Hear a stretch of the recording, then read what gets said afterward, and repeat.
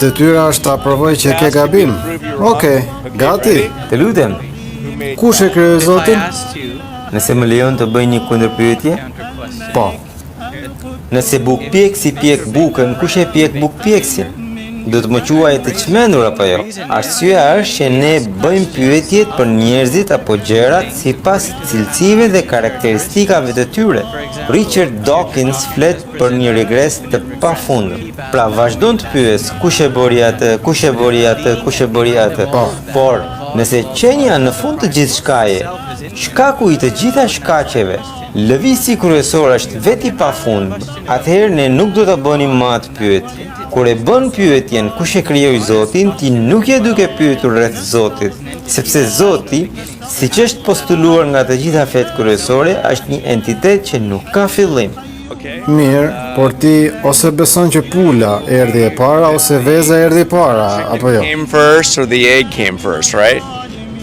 Por këto dy gjëra janë materiale që e kanë një fillim, kurse ne po flasim për një entitet që nuk ka fillim sipas përkufizimit. Dhe për këtë arsye është e barabartë me të pyeturin nëse bukpjeksi pjek bukën, kush e pjek bukpjeksin.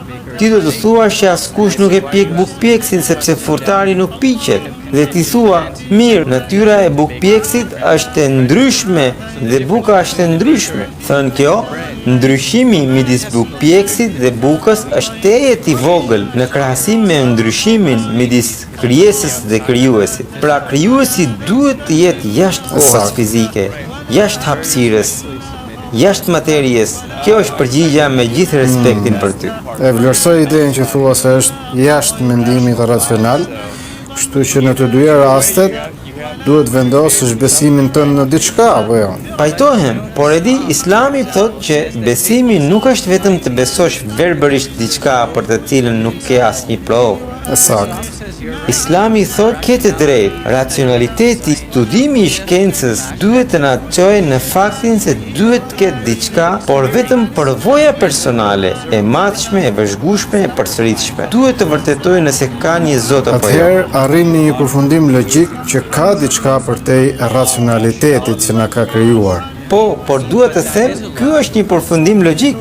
Mendoj se po. من شر ما استعاذك منه نبيك صلى الله عليه وسلم وعبادك الصالحون